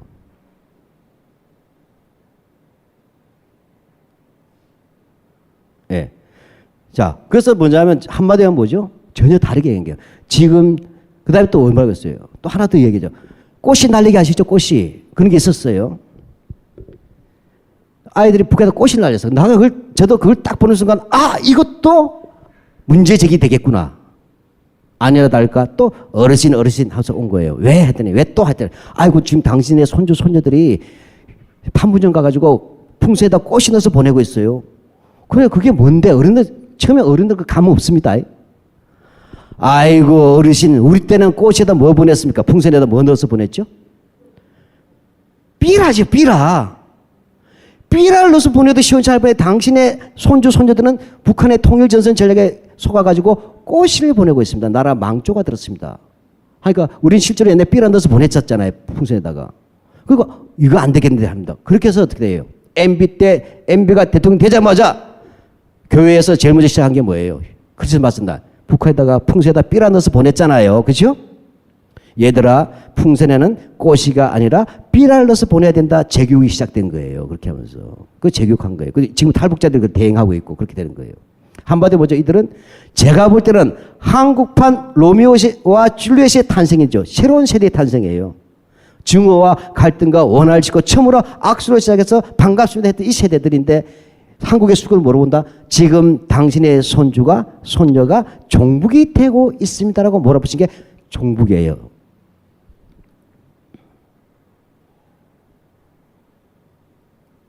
자, 그 다음에 여기 클라이막스네요. 예, 어구.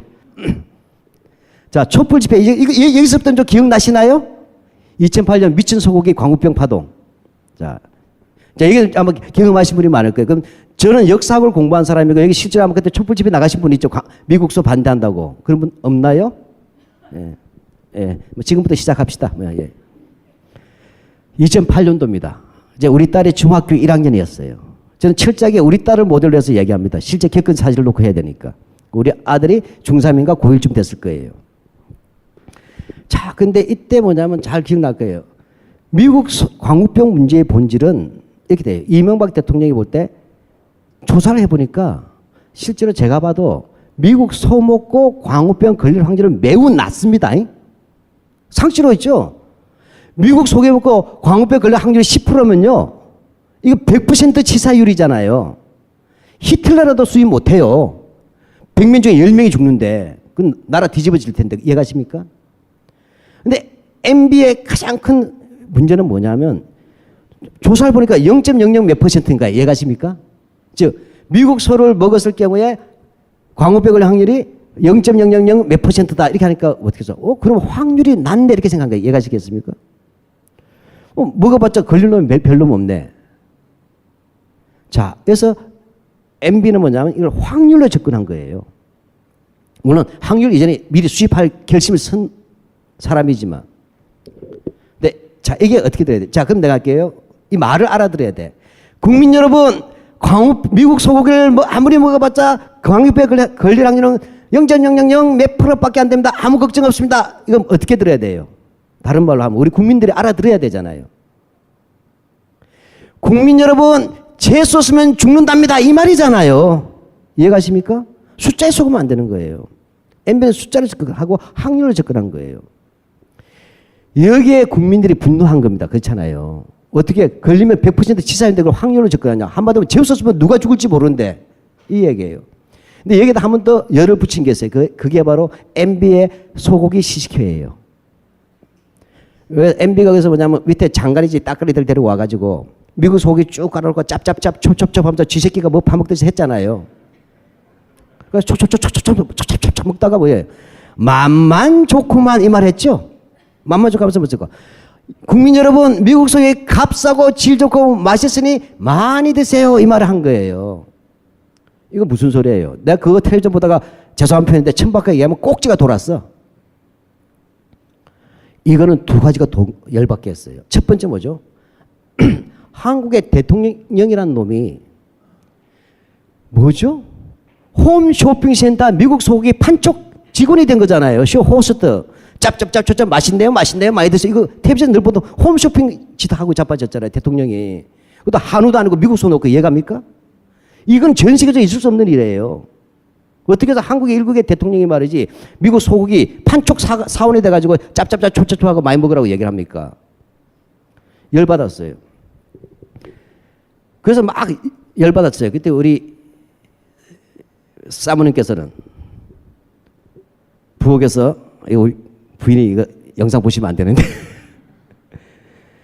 부엌 다 칼질을 열심히 하다가 나는 그놈의 소고기 뭐 실컷 먹고 광우병이나 걸려봤으면 좋겠다. 이해갑니까? 이해가시죠? 거기에는 만감이 교차하는 표현이 있잖아요. 그죠? 나는 광우병 걸려도 그놈의 소고기라도 실컷 먹어봐서 좋겠다고 탁탁탁탁 하는 거예요. 그 순간 제가 머쓱해졌는데 이때 우리 딸이 한마디 한 거예요. 뭐죠? 맛 좋고 질 좋고 값싸다 이게 무슨 뜻인지 알아맞혀야 되는 거예요. 알아들어야 돼요. 말을. 이게 무슨 뜻이에요? 부모들도 몰랐어. 나도 몰랐어. 근데 중학생들 알아챈 거야. 우리 딸이 엄마 이거 혹시 급식으로 오는 거 아니야? 하는 그 순간 우리 마누라 칼 도마질이 딱 멈춘 거야. 계산이 달라진 거다. 이해가십니까? 급식 이렇게 하는 순간 급식은 2009년부터 본격화 되지만 2008년부터 얘기가 시작되잖아요. 또 그 안에도 급식 있잖아요. 어떻게 되겠어요? 계산을 한 거야. 그 누가 제일 위기에 있겠어요? 자, 바로 유모차 엄마들이에요. 계산하니까 어린이집 이전이잖아. 유치원 1년 하면 3년이죠. 초등학교 6년 하면 9년이에요. 중고등학교 합치면 15년이죠. 이제 시험 문제가 다르죠. 미국 소고기를 15년 동안 지속적으로 먹었을 때 광우병에 걸릴 확률은 통계 불가. 이건 한 번은 걸리겠다. 이해갑니까? 이건 과학이 아니고 공포입니다. 이해갑니까? 여기에 중학생 때 뛰쳐나온 거예요. 초등학생은 너무 어리니까 모르고 고등학생 입시에 바쁘시고 그다음에 요즘은 중2병도 있잖아요. 이 중2병이 광우병으로 발전한 거예요. 광우병 타도록. 광우병이 된 게 아니라 그렇게 해서 뛰쳐나온 거예요. 그래 나온 거예요. 이해가 안 간 거야. 뭐죠? 중학생들인데 한겨신문에 나왔던 사진들 아니에요. 이거예요. 저희가 뭘 잘못했냐 저희 좀 살려주세요.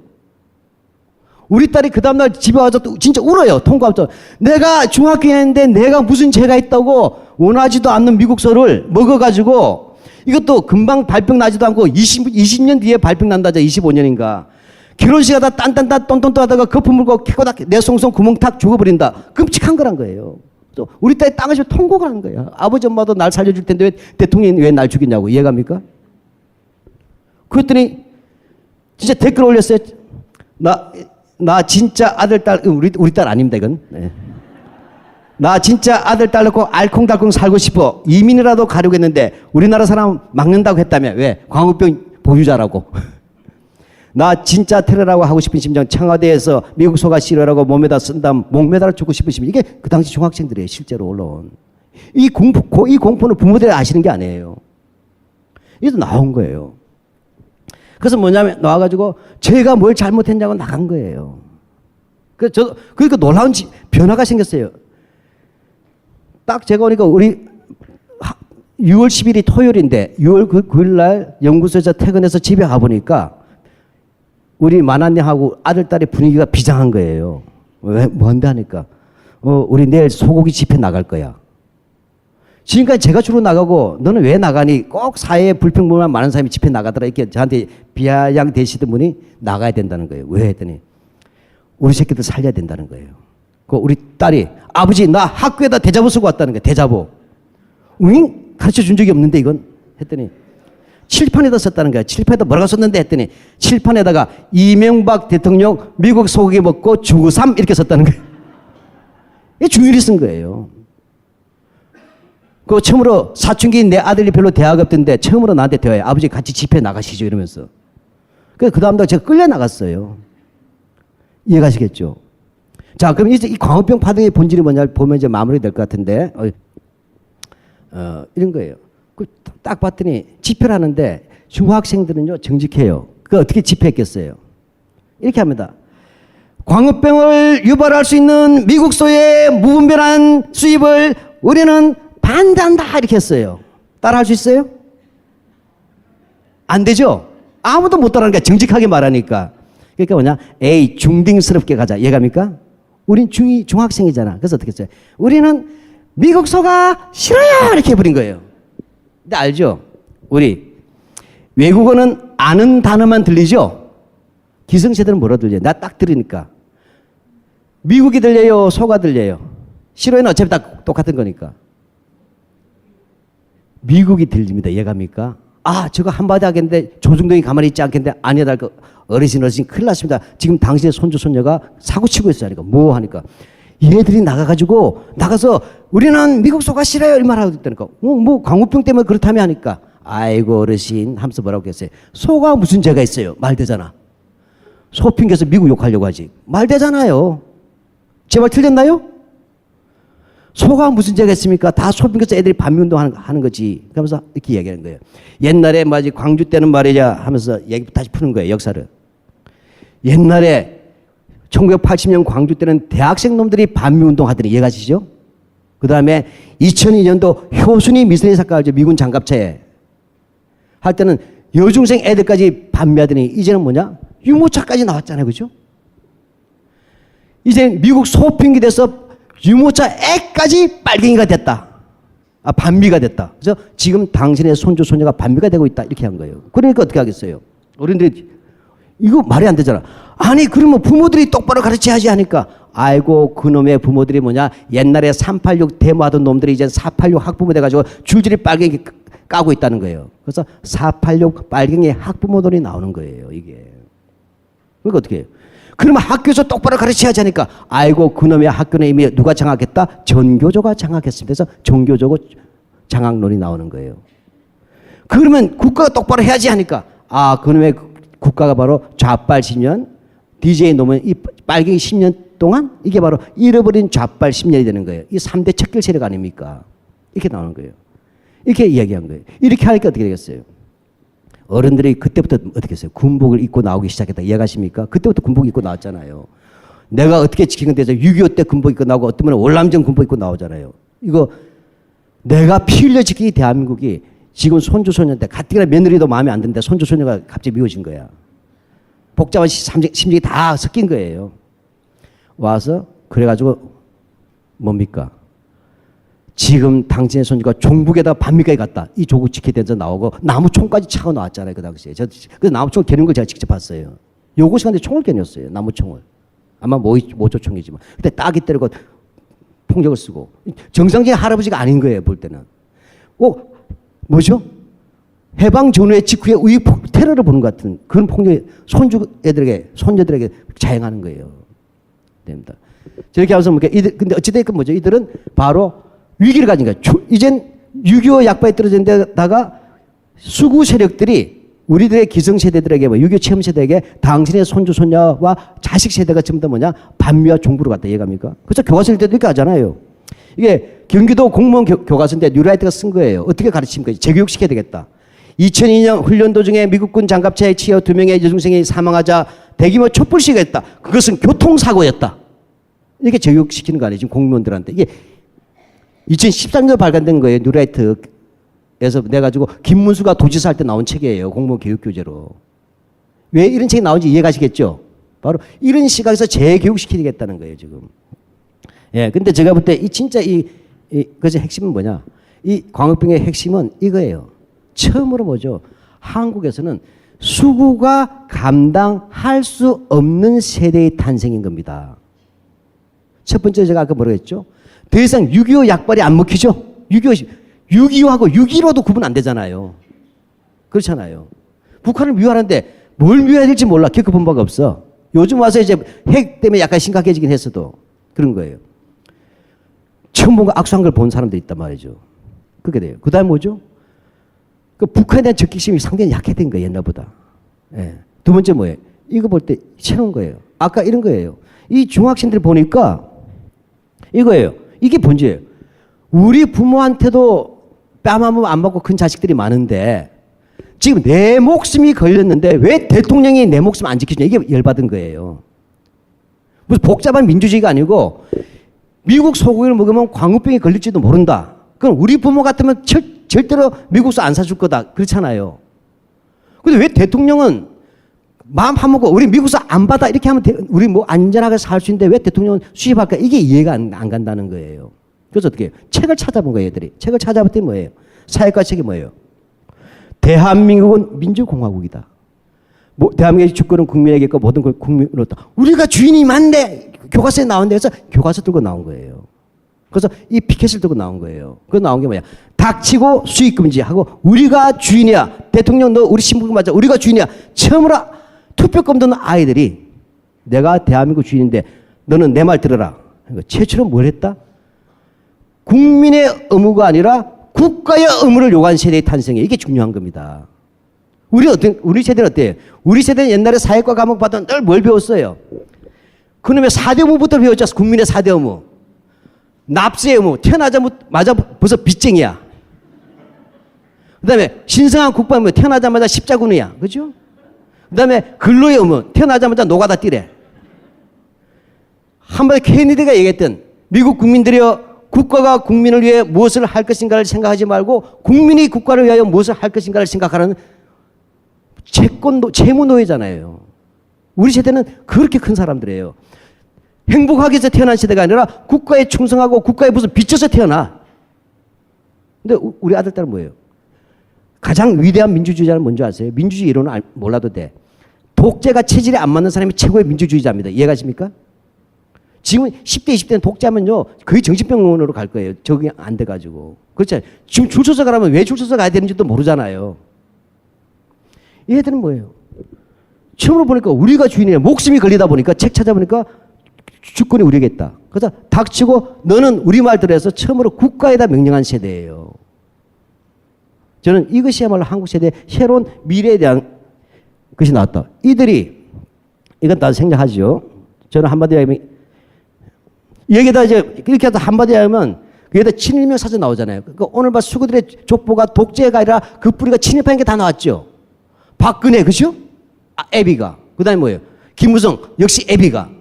그 다음에 KBS의 이사장 누구죠? 갑자기 그 할아버지가 또 친일파잖아요. 뿌리가 친일과 독재 하나로 이어진 것이 나오고 친일명 사전 다 나온 거예요. 그죠? 그하고 다 들통났어요. 더 이상 유지할 수가 없는 거예요. 그러니까 새로운 세대가 더 이상 수구 세력을 인정하지 않는 데다가 한국 수리는 일제 때는 독립운동가라고 거짓말했는데 다 들통나서 친일파로 들통나버리고 해방 후에는 조국 근대화시켜줬다고 했는데 알고 보니까 민간의 학살 주범들이고 그죠? 인권 유린하고 온갖 짓을 범죄의 핵심이 한마디에 뭐죠? 국가 테러리즘의 주인공들의 국가 테러의 희생자들이잖아요. 우리 대부분이. 한마디 국가를 깡패처럼 움직인 집단이 나왔어요. 더 이상 이들의 미래가 없는 거예요. 이 미래가 없다. 이런 속에서 어떻게 돼요?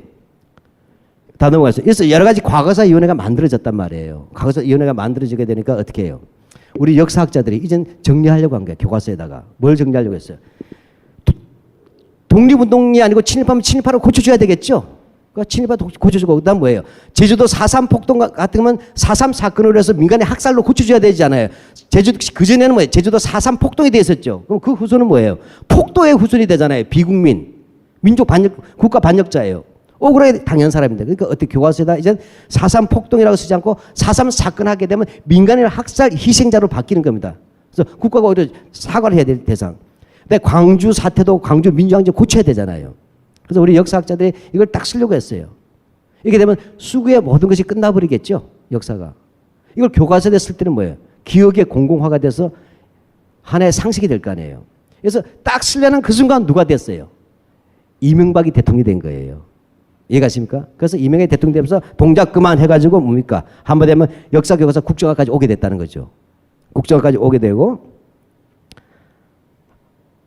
한마디 얘기하면 뭐냐? 이걸 국정화 교과서의 본질은 이거라고 이해했어요. 네덜란드 학자인데 지금 국정화 강행 사태는 아무 의심 없이 권력에 무조건 복종하는 젊은이들을 찍어내려는 것들 틀에다가 여기에 대해서 독립운동의 정신을 결성해 책임있고 주체적인 비판적 시민으로 가르치는 것으로 보는 쪽에 되게 이 두 개의 역사 전쟁이 바로 국정교과서입니다. 그러니까 교과서 어디가 맞냐 틀려야 본질 이 싸움이었다는 얘기예요. 거기서 우리 승리한 것이죠. 일단 일딱에 승리한 것입니다. 이게 됐고 그래서 한마디에 하면 교과서는 어떻게 했어요? 얘들이 앞으로 권력을 잡을 때 더 이상 젊은 세대한테 표를 못 얻잖아요. 표를 못 얻으니까 어떻게 하겠어요? 아예 국정교과서를 만들어가지고 세뇌시켜서 뭐죠? 투자하겠다는 것이에요. 그 다음에 국정교과서 한 다음에 뭐죠? 시험 필수시켰잖아요. 수능에 필수해가지고 시키면 이게 뭐죠? 그 다음에 대기업 시험 볼 때도 이 시험이 나오겠죠. 이렇게 해서 한마디 하면 좀 안 좋은 표현이지만 오해가 있을 수 있는 표현이지만 한마디 하면 늙은 수구의 회춘도구로 쓰려고 했다는 거예요. 우리 미래 세대들을 이해갑니까? 저는 이것이 국정교과서 본질이다. 그래서 저는 역사 쿠데타라고 보는 겁니다. 그리고 이 마지막은 바로 건국절과 같이 해요. 건국절 다 아시겠지만 핵심은 이 막장이에요. 한마디 하면 48년 8월 10일이 대한민국 건국이다 하는데 이 사람들의 핵심은 뭐냐면 이거예요. 복잡한 얘기 다 생략하고 1945년 8월 일제시대 독립운동은 대한민국과 관계없다 이게 본질이에요. 어떤 얘기냐면 일제 때 우리가 소라면 코를 꿰었다. 이게 일제란 얘기예요. 그래서 소가 막 흔들었다. 이게 독립운동인데 고삐가 안 풀렸다. 이해갑니까? 일제시대 독립운동은 이렇게 해서 고삐 풀려고 했는데 안 풀렸는데 태평양 건너서 미국 아저씨가 와서 풀어줬다. 연합국이 이해갑니까? 이게 8.15 해방이란 얘기예요. 그래서 해방은 별 볼 일 없는 거다. 독립운동해서 얻어진 게 아니다는 얘기예요. 그럼 진정한 건국은 뭐냐? 진정한 해방은 해방 후 1945년 8월 15일부터 1948년 8월 15일 이 3년 동안이 건국운동 기간이다 이렇게 얘기하는 거예요. 이게 굉장히 핵심이에요. 즉 건국절의 핵심 논리는 대한민국은 일제로부터 독립한 나라가 아니라 해방 후 3년 동안의 건국운동을 통해서 만들어진 나라 아시겠죠? 이렇게 되는 거예요. 그럼 어떻게 되는 거예요? 대한민국이 일제로부터 독립한 나라 하면 일제 때 독립운동했냐 친일했냐가 되겠죠. 항일했냐 친일했냐 이해갑니까? 그런데 어떻게 됩니까? 해방 후 3년 동안 하면 친일했던 건 관계없어. 해방 후에 빨갱이 잡았니 안 잡았니 이것이 바로 건국이념이 된다. 이해가겠습니까? 그래서 바로 좌우 갈등 한마디로 하면 이들의 건국절의 핵심은 해방 후 3년 동안은 뭐죠? 반공투쟁을 한 것을 건국의 가치로 삼겠다는 얘기예요. 그러면 일제 때 친일했던 사람들 어떻게 돼요?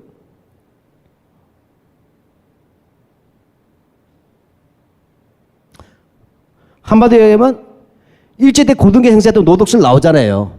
이런 것, 어이구, 죄송합니다. 예, 먼저 끝내라는 얘기 같습니다. 예. 예, 한마디로 하면 이 건국적 핵심은 이런 얘기가 돼요. 즉, 일제 때 아무리 악질 친일파였더라도 해방 후에 빨갱이만 때려잡으면 건국 공로조가 된다. 그게 뭐예요? 서북 청전당 가서 사람들 된다는 얘기입니다. 서청. 그 김구 선생은 어떻게 돼요? 분단 반대했잖아요. 그래서 나온 거 아니에요. 김구 선생은 독립운동에 공로는 있지만 대한민국의 건국이나 하등 뭐냐면 공로가 없어서 대한민국 건국 공로자를 할 수 없다고 한 게 KBS 이사장의 이인호의 공식 발언이잖아요. 김구 선생은 뭐가 돼? 대한민국의 반국가 사범이 되는 게 건국절이에요. 그 결과적으로 뭐죠? 제1공화국 때 이승만 더하기 이승만에 붙어먹었던 친일파 있죠. 이들을 건국의 아버지로 만들려는 게 건국절 음모예요. 그래서 제가 이걸 환부역조 독립운동을 우리 일제와 싸운 독립운동가인데 대한민국을 해먹는 것은 친일파가 해먹는 거예요. 독재자들하고. 이게 건국절이다. 그래서 제가 시간이 많이 초과가 돼가지고 이 말의 핵심은 오늘날 한국사에서 역사 적폐를 이야기하는 이유는 수많은 정치, 경제, 법조 다 얘기하지만 이들의 원뿌리가 바로 친일로부터 시작해가지고 그들이 친미로 바뀌고 그들이 독재로 둥지를 트고 반공과 냉전 의식으로 무장해가지고 헌법을 파괴하면서 기득권을 이용하면서 재벌과 결탁한 세력들 이들이 이뤄낸 총체적 바이러스가 적폐다 이런 말씀을 드리고 싶어요. 그래서 쉽지 않은 거지만 그래서 이 새로운 촛불의 5년은 뭐냐? 저는 복잡한 운동하지 말고 수구 일제 청소 기간으로 잡아서 다시는 발붙이 못하도록 싸워야 된다. 그리고 그러기 위해서 제 연구소도 그 출발로서 박정희 기념관을 묻어버릴 역사관을 준비한 게 바로 식민지 역사박물관이에요. 그래서 박정희 기념관 대신 식민지 역사박물관 만들어서 일제 잔재대 해방 후에 유신 독재까지 어떻게 이원들을 전시함으로써 다시는 이들이 발붙이지 않게 바로잡자 이런 얘기입니다. 예, 너무 길어서 죄송합니다. 박정희 닮아서 20분이나 초과 달성했습니다. 죄송합니다. 이 강연은 벙커원 홈페이지와 앱에서 동영상으로 보실 수 있습니다.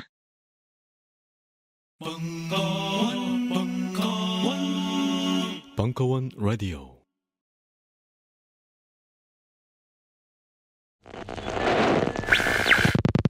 안녕하세요. 벙커원 요원입니다. 모든 것이 새로운 이 시대, 그 힘차고 막힘없는 새로움의 흐름으로 벙커원도 합류합니다. 2017 벙커원 신병 채용. 모집 인원은 제작 요원 2명으로 11월부터 근무 예정입니다. 우선 채용 기간은 2017년 10월 28일까지입니다. 열흘 정도 남았으니 용자여 일어나 컴퓨터 앞으로 가세요. 주요 업무는 벙커원에서의 기획, 편집, 촬영, 녹음 등 제작 업무, 뻘짓, 막노동 등 벙커원에서 일어나는 거의 모든 일입니다. 무엇보다 모션 그래픽에 한 깨달음 하신 분께 영광의 가산점이 부과됩니다. 많은 분들이 나이 제한이 없는지 물어보시는데요.